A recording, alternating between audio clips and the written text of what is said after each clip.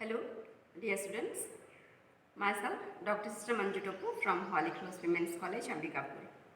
हम लोग पढ़ रहे थे इकाई अथवा उत्पादन लागत विधि का पहला भाग, first portion of unit output costing. आज मैं उसी में से एक क्वेश्चन को हल कराने की कोशिश करूंगी।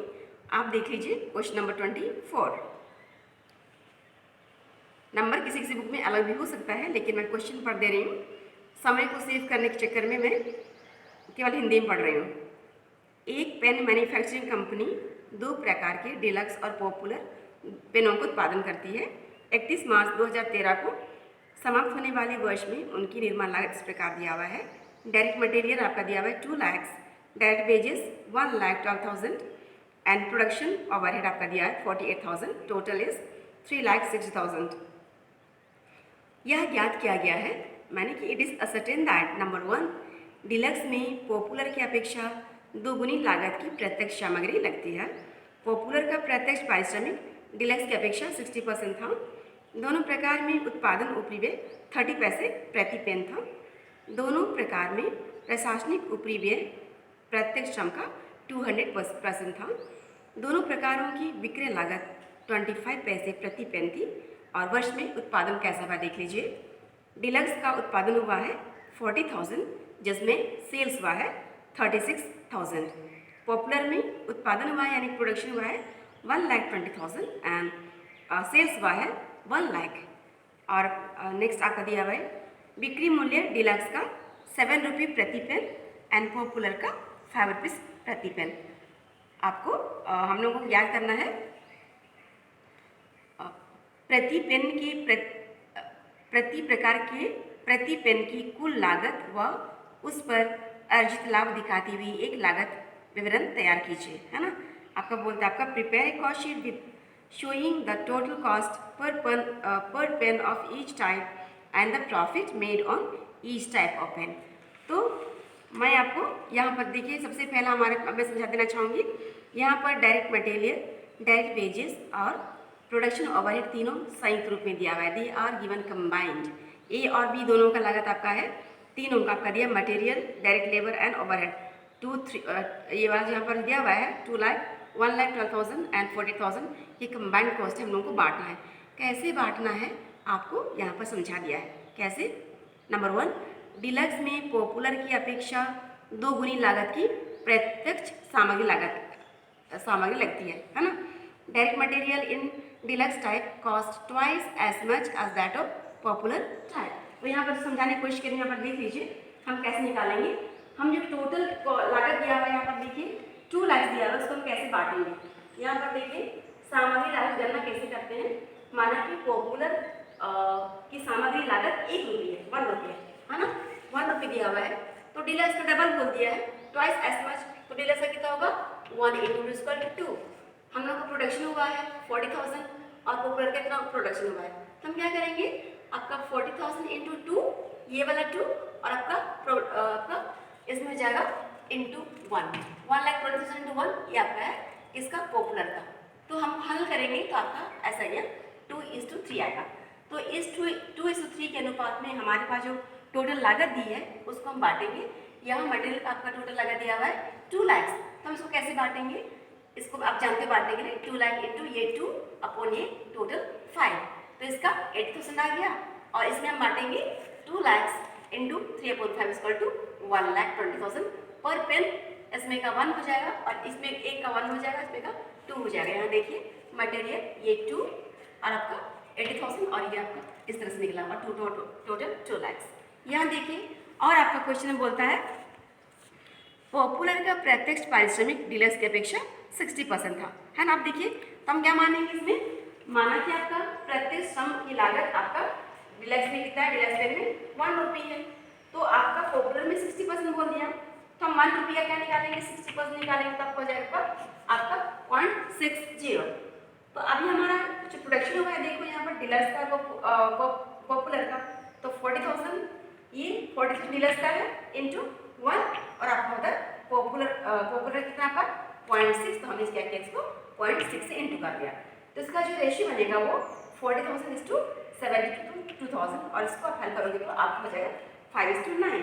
तो हम इस 5:9 के आधार पर हम किसको बांटेंगे, वहाँ का जो दिया है टोटल डायरेक्ट लेबर 1,12,000, तो हम इसको इस तरह से बांटेंगे 1,12,000 इंटू 5.40 और आपका इसको इस तरह से बांटेंगे, इतना आप जानते हो है ना। तो हमने इसको ऐड कर दिया, इसको इस तरह से हम लोग का पर पेन वहाँ पर 1 हो गया, पर पेन आपका 0.60।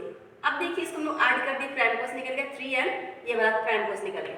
अब ध्यान रहे प्रोडक्शन ओवरहेड आपका दिया हुआ है और यहाँ पर आपका दिया हुआ है 48,000 और आपका यहाँ पर आपको दिया हुआ है दोनों प्रकार में उत्पादन ऊपरी व्यय 30 पैसे प्रति पेन था, माने एक पेन का दोनों के लिए क्या आपका 30 पैसे। तो यहाँ पर प्रोडक्शन कॉस्ट कैसे निकालेंगे, यहाँ पर आपका दिया हुआ है 30 into how much, production cost 40,000, तो 0.30 इंटू 40 कितना हो गया, और दोनों यहाँ पर 0.30 इंटू आपका होगा 1,20,000, तो इतना हो गया, इस प्रकार ये टोटल हो गया है ना। ये दिया हुआ है, इसको हम बांटे, इसको हम बांटे, इसको हम बांटे। अब देखिए आगे क्या होता है, सबको मिलाने के बाद अभी तक आप सीख गए होंगे कैसे फैक्ट्री कॉस्ट या तो वर्क कॉस्ट निकालते हैं, हम दोनों ऐड करते हैं तो आपका हुआ इतना, ये हुआ हमारा फैक्ट्री कॉस्ट या तो वर्क कॉस्ट। अब देखिए हमारे पास दिया होगा एडमिनिस्ट्रेशन ओवरहेड, यहाँ बुक में देखो क्या बोला है, दोनों प्रकारों में प्रशासनिक ऊपरी व्यय प्रत्येक श्रम का 200% था। In English administration overhead for each type was 200% of direct labour. अब कैसे निकालेंगे, ये एडमिनिस्ट्रेशन आपको एडमिनिस्ट्रेशन एक्सपेंस नहीं दिया हुआ है, लेकिन आपको बोल दिया है आपका लेबर का आपका 200%, तो मैं आपको समझा दे रही हूँ।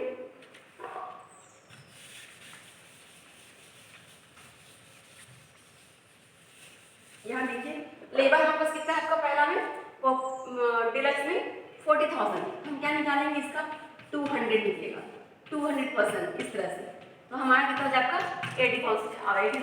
देखिए यहाँ ये आपका 80,000 आ गया, और सेम में वहाँ पर कितना है 72,000 है, इसको आप कितना निकालोगे 200% निकालोगे तो आपका निकल जाएगा कितना, ये आपका निकल गया यहाँ पर 1,44,000 टोटल निकल गया। उसके बाद में इसको ऐड करने के बाद हमको निकला ये कॉस्ट ऑफ प्रोडक्शन, बहुत इंपॉर्टेंट है, हमने सबको ऐड कर दिया, टाइम कॉस्ट, फैक्ट्री कॉस्ट और ऑफिस ओवरहेड को ऐड करने के पश्चात हमको मिल जाता है कॉस्ट ऑफ प्रोडक्शन, ये आपका निकला ये है ना, प्रति क्या आ रहा है 5.30 और ये लागत आ रही है 3.10 और आपकी लागत आ रही है टोटल। अब बहुत इंपॉर्टेंट चीज़ आपको सिखाने जा रही हूँ, यहाँ पर हमको ये जो कॉस्ट ऑफ प्रोडक्शन हमारे पास में 40,000 और 1,20,000 जो यूनिट्स दिया हुआ है ना, उसकी लागत आ रही है इतना और आपका ये प्रति का है।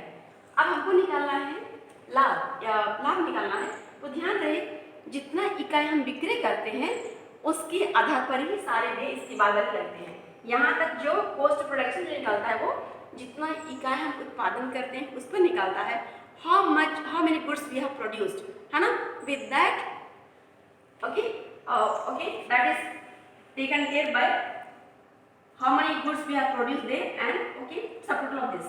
बट अभी क्या करेंगे, कॉस्ट ऑफ प्रोडक्शन निकल जाने के बाद में यूनिट्स मतलब क्या आपको निकालना पड़ेगा टोटल कॉस्ट, तो टोटल कॉस्ट हमारा जितना बिक्री कर रहे हैं उसके आधार पर होगा। तो यहाँ बिक्री हमारा कितना हुआ है 36,000 यहाँ पर हुआ है बिक्री, यहाँ पर 1 लाख, जबकि उत्पादन हमारा कितना हुआ है 40,000 और यहाँ पर आपका ये आपका 1,20,000 और यहाँ पर 1 लाख। इसके दो तरीके हैं, मैं सिर्फ आज एक तरीका समझा दे रही हूँ। यहाँ देखिए there are 30 we have sold only 36 units and this 1 lakh, और ये जो यहाँ पर कॉस्ट है ये इसका कॉस्ट नहीं है, ध्यान रहिए this cost is doesn't belong to this. अभी हमको निकालना पड़ेगा हमने इतना इकाई बेचा है इसलिए इसका अपन को लागत ज्ञात करनी पड़ेगी। तो ये तो यूनिट्स है, दे आर यूनिट्स, इसका हमको मूल्य बैठाना पड़ेगा, इवैल्यूएशन करना पड़ेगा। तो ध्यान रहिए जो उत्पादन लागत प्रति इकाई दी जाती है उसी से हम क्या करते हैं इसका मूल्यांकन करते हैं। यहाँ इतना इकाई बेची है इसलिए आपका हम लोग इससे इंटू करेंगे इस तरह से, है ना, 36,000 इंटू इतना करोगे तो आपका निकल जाएगा 1,90,800 और इसके कहाँ से मिलेगा बताइए 1 लाख, ये तो यूनिट्स है रुपीस नहीं है, इसका मूल्यांकन करना पड़ेगा। तो हमको कैसे मूल्यांकन करोगी, जो प्रति इकाई उत्पाद लगे होता है टोटल कॉस्ट का, ये तो हमारा हो जाएगा 3.1 इंटू इतना हो जाएगा 3,10,000, तो दोनों का ऐड हो जाएगा हमारे पास में 5,08,00,000। अब देखिए आपको क्या होगा ये हम लोग के लिए मिला, ये क्या है, कॉस्ट ऑफ सेल्स निकला। क्या निकला, कॉस्ट ऑफ सेल। इसको निकालने के दो तरीके मैं बोल रही हूँ, अब दूसरा तरीका हम नेक्स्ट टाइम बता देंगे। यहाँ पे फिलहाल इतना समझ लीजिए, कॉस्ट ऑफ सेल ये हमको इतना निकला, माने कि 36,000 जो विक्रय की है इकाई को, उसकी लागत कितनी आ रही है, 1 लाख इकाई को विक्रय की उसकी लागत कितना आ रही है। अब दिया आपको सेलिंग एक्सपेंस। सेलिंग एक्सपेंस आपको दिया होगा मेरे ख्याल से, आपका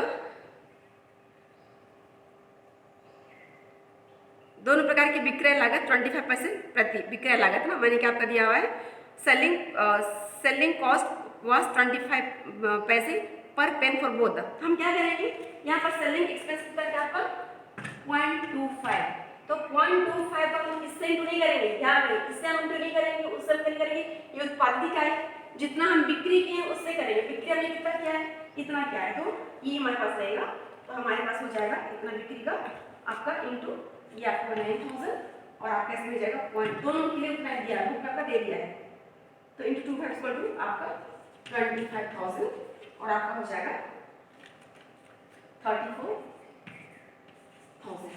अब देखिए इसको ऐड करने के बाद हमको निकला है टोटल कॉस्ट। टोटल कॉस्ट माने कि जो इकाई मैंने बेचा है, ये इकाई मैंने बेचा है, इसकी टोटल लागत आ रही है आपका हो जाएगा 5.55,199,800 3.35, इसकी लागत आ रही है 3,35,000 और टोटल कॉस्ट आ रही है 5,34,800। अब देखिए यहाँ पर आपको टोटल कॉस्ट मिल गया, अब हमको ज्ञात करनी है प्रॉफिट। ध्यान रहे इस क्वेश्चन में आपको बिक्री प्रति क्या दे दी गई है मेरे ख्याल से, you have been given selling price per unit. यहाँ पर देखिए बिक्री मूल्य डीलर्स का 7 रुपये प्रति पेन और पॉपुलर का 5। In English selling price were ₹7 per pen of deluxe type and ₹5 per pen of popular. तो हम क्या करेंगे, ये आपका बिक्री मूल्य आपको दिया है, क्या दिया आपको, सेल्स प्राइस दे दिया है, आपका पहला का 7 है, दूसरा का 5 है, तो हमको ये ध्यान रखिए बिक्री कर रहे हैं कितना जाएगा, मैं दोबारा से बोलूँ, इसको बिक्री कर रहे हैं हम, जैसे इसी पे आपका इंटू हो जाएगा, तो आप इंटू कर लोगे 7 इंटू आपका हो जाएगा 36,000, तो हमारे पास सेलिंग होगा 2,52,000 इतना, और आपका हो जाएगा इसमें आपका 7 दिया हुआ है और आपका 5 दिया है, 5 इंटू 1 लाख आपको हो जाएगा 5 लाख, है ना, ओके 35,000। अब देखिए तो आपको हो जाएगा 7,52,000 टोटल। अब ध्यान रहे हमारे पास टोटल कॉस्ट है और सेलिंग प्राइस है, अभी तक आपको पता होना चाहिए हम कैसे निकालते, प्रॉफिट इक्वल क्या होता है, प्रॉफिट इक्वल टू जाता है आपका सेल्स माइनस टोटल कॉस्ट।